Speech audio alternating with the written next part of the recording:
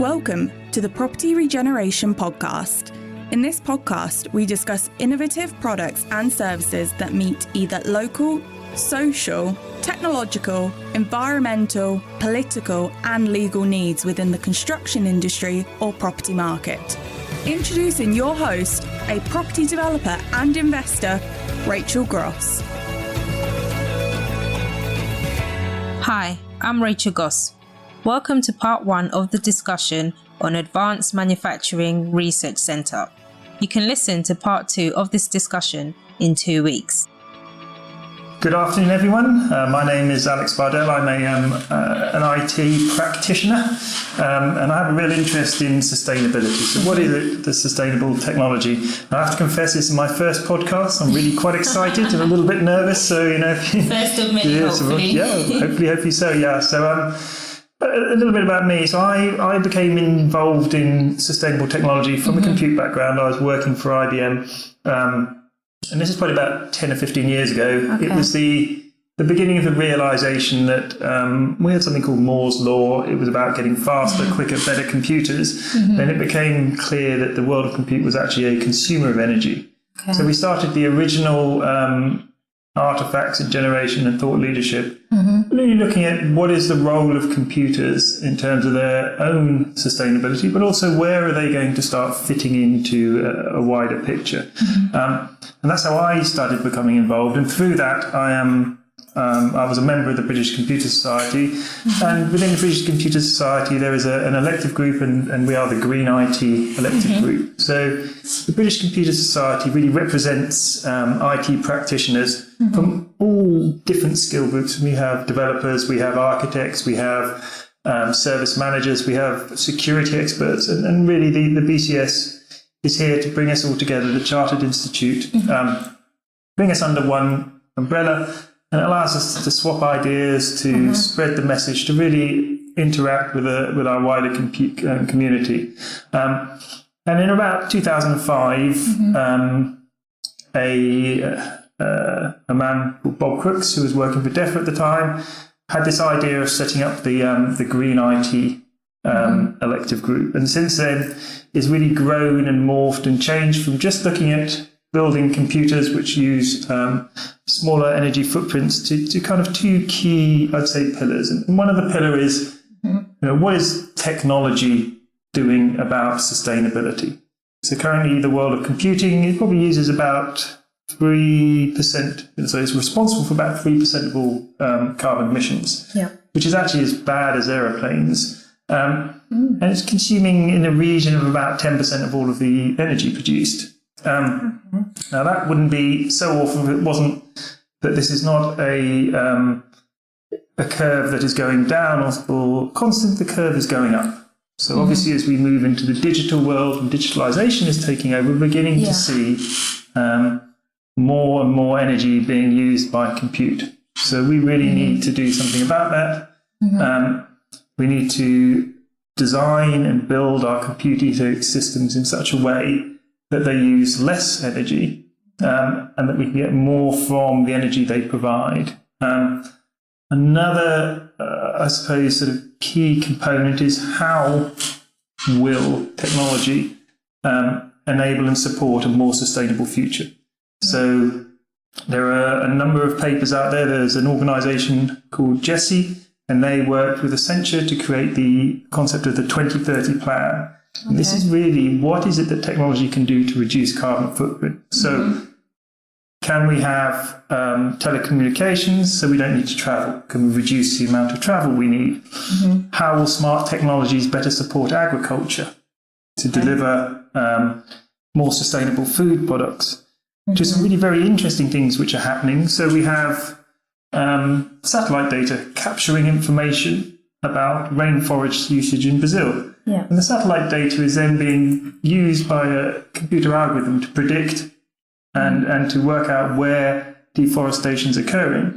And then on the basis of that, in areas where the forests are being looked after and the cattle ranges are not deforesting the areas of land they have, well then from the satellite data you can then reward people to be the custodians of the rainforest. And obviously the rainforest is our largest natural sink carbon dioxide. So the more trees we plant and the bigger the forests are, the better we mitigate climate change. And by using satellite data and by using computer algorithms, we can then help predict and understand where the forests are and where the problems are, but also where we can actually plant more trees and the trees then suck up the carbon dioxide and act as a natural stabilising force to mitigate climate change. It's quite an interesting point you've actually brought to light. Because you're looking at it in the context of an actual forest, how do you see something like that being implemented in a city per se, where there's so much pollution and there's a need for more green? And how do you see that being also implemented on a smaller scale? Let's say in someone wanted to do a housing extension which has some kind of landscape output to that. How do you see the construction industry grabbing onto a tool like that and using it to lower the amount of carbon emissions as well as having a greener and healthier environment? But I suppose there we shifted to slightly different areas. So we're doing a lot of research in analytics, big data analytics, but also we're doing research in using algorithms to do predictive information. So what it will allow someone who's constructing a building, someone who's constructing a housing estate, is to run through a number of scenarios and some simulations using the compute environment. And those simulations will help them understand what happens within different scenarios.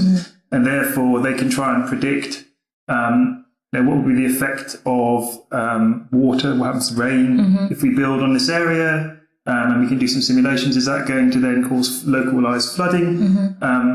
We can then do a lot of useful information looking at heat and natural foliage. So a good example is the trees program in Melbourne, Australia. So Melbourne, Australia has a problem with heat in the summer. And such a problem, they get so hot that people actually die from the heat. So they then have effectively created the Internet of Trees. So they're using IoT sensor devices on all of their trees, and then they analyse the health and well-being of the trees, but then they can use satellite data to then analyse the level of coverage the trees provide. And so you have natural trees providing shade underneath the common shared areas. It doesn't get as hot. So the life is much more comfortable for people. And you can go one step further. You can adopt the tree. You can have more of a caring, interactive relationship with that tree, although it's a tree. It sounds slightly strange. But it means that the actual people within the community have an input. And they are caring for the trees, and they can provide data back to the City of Melbourne on the status of those trees. And the long-term objective is to increase the natural foliage within quite a built-up urban area. And that then provides a more natural way of sort of dealing with some of the challenges in weather. And there's another interesting project that's ongoing, which is I'm just looking up a name. Within urban environments, obviously space is a premium. So people like having allotments. I believe Jeremy Corbyn loves his allotment, and he spends his time there. But when space is a premium, what they're looking at, and there's this organisation called Let Us Grow. What they're doing is building a allotment system, but instead of being horizontal, it's vertical. It's effectively planting up into the skies. And so they're building layer upon layer upon layer of effectively plant beds where you can grow plants, and then they use a quite technologically advanced irrigation system, which then waters all the plants within the vertical allotments. And by doing that and being very clever about how you provide the water and where you provide it and when you provide it, obviously there's no need to water your plants when it's raining. They can reduce the actual water consumption by around about up to 95%. So it's actually being much clever and using technology and sensor data and information when you really provide moisture when moisture is needed. And within the urban environment, you then are able to grow your own fruit, your vegetables, whatever you want. but within a much smaller environment with spaces at a premium. That's actually quite a really good tool, because I'm thinking of when it gets really hot in England, especially in London, you get the news reports saying reduce how much water you're using, don't use water for watering your plants and such, and a tool like that would be really, really benefit to the community. That's brilliant. Going back to what you mentioned about the algorithms, how intelligent are they? Can they actually go as far as depicting what trees are best to be planted? That's a little more question. But I think it comes, and it goes back to the question, is digitalization is about data. It's about providing information. Now, an intelligent algorithm is, that's what we were talking about, AI, artificial intelligence, the algorithms which are self-learning. But where they're really, in terms of the digital smart city, it's about giving information to the people who would then make the decision. So you could provide the London park surfaces with the information they would need, and then they would make the decision about which tree to plant. But it's around, one of the core principles to the smart cities is about empowering the individual. It's about building the city around the people in the city and providing them the right kind of data sources and information sources, which then enable them to do the most informed decisions. So in that case, yes, we would provide sensor data, information data about the areas, about the rain, the light. And then that would then be something that the people who look after the area, look after the parks, look after the streets, it would help them decide which is the right tree to put into this specific area.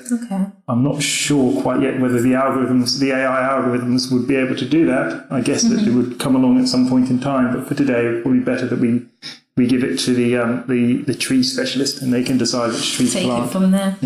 Okay, can we touch on your knowledge of maybe companies you could recommend have evolved in terms of implementing this into the industry on a lower grassroots kind of, say, who would offer that kind of service? Are there any that you know of that supply that service? Or is it very much still at the high level where it's in discussions and it hasn't really dwindled down to the everyday? In terms of the big analytics companies, I can just see ones I've experienced. So I like to cycle. I cycle in London. I'm a Londoner born, and I use people like Strava. I use people like Google, and I think it's the kind of company that would be able to answer some of these questions are the companies who can provide analytics information.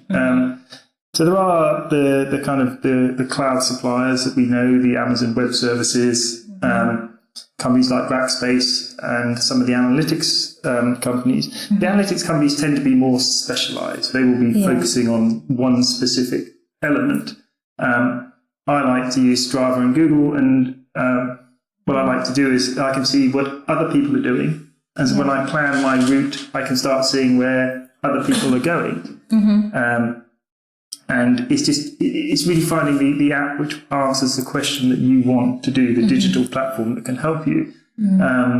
Google obviously have lots of data, and they provide APIs, application programming interfaces, which then allow you to interrogate that data. Another really good supplier of data, specifically in cities, is Transport for London. Transport for London make all of their data, sorry, we're making a massive one. They provide some API data sources, and then those data sources can be viewed, and you can use them to sort of help you make informed decisions in terms of what you want to do, but also enables application developers to then take that data and mash it up in a way that is useful for people. And it's kind of moved a little bit. There isn't the days when you had big companies like HP and IBM who would then provide you all of your IT services. It's moving into more specific companies providing specific answers to specific questions. Okay, that's good point. There. So if someone, let's say the everyday builder is looking to use some kind of the digital systems, I guess, we've been discussing in terms of planting trees onto the site and making sure that there's sufficient use of water as such. Where would they go to get that information? Not being so high tech in terms of as advanced as you, shall I say, in the digital world. How would they go about researching this information for themselves to start to implement it into their projects? Interesting. So, I mean, a good starting point. I mean, if I'm thinking in London, so a lot of so within London we have this concept. There's a London 2030 plan, a London 2050 infrastructure plan. Yeah. So if you actually go to the London Assembly, and on the London Assembly through their website, you can see the things they're doing, and one of the things they're doing is environment. So they provide initiatives and information to help you decide where you want to do. Another good example of this is the Woodland Trust. I think it's Woodland Trust. Yeah. If you say, I want to plant a little forest, they'll provide you the trees. So there are lots of organisations who can again help, but I would say the starting point is that if you were building the concept of a sustainable digital city and you have a sustainable digital question, a lot of the initiatives are actually being driven by the cities themselves. And so in London, it would be within the London Assembly, but also cities like Bristol and Manchester, and actually to a certain degree, nearly all cities are beginning to become this digital and empowered capability. And what they want to do is provide that information. So the cities are providing information to help support people in terms of what they want to construct, build, and how they construct and build them within the cities. It's a good point, because I was reading of late about the digital North Power. There's a lot happening there. I haven't had a chance to dig into the details, but is it something that maybe you can enlighten us a bit, coming from that background and the type of works there? So the big, I think the digital North was really spearheaded by, from what I know, from Manchester. So Manchester has been doing this for quite a long time. So one of the first thing you want to do to digitally enable your city is to provide digital services. So Manchester has partnered with network providers and some specialist IoT companies, but also specialist digital companies to provide a number of services for the residents there. So these would be helping understand transport decisions, helping understand waste decisions, providing local information from terminals within the city about things that are happening within their area, but providing that through a digital interactive process rather than doing it through some of the more traditional methods. And so as Manchester has been developing that, so has other cities, and there are initiatives happening now in pretty much all the cities in the north of England. My only slight concern is that nobody could be left behind. So if you're going to be a great digital city, you need to understand that not everyone has access to digital services. Not everyone has or can afford to have a mobile phone.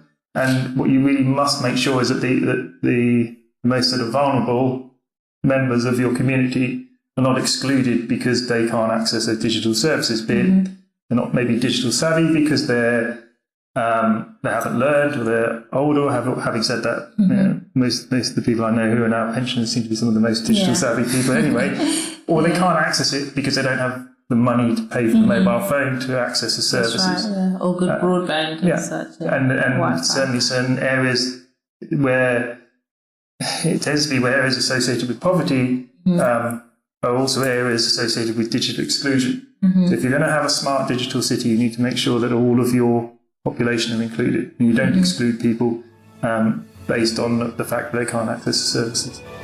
Thanks for listening to the Property Regeneration Podcast. You can follow us on LinkedIn, Twitter, Instagram and Pinterest, and contact us on contact@propertyregeneration.co.uk for more content and to have your questions answered. Until next time, adopt innovations to accommodate the growing population.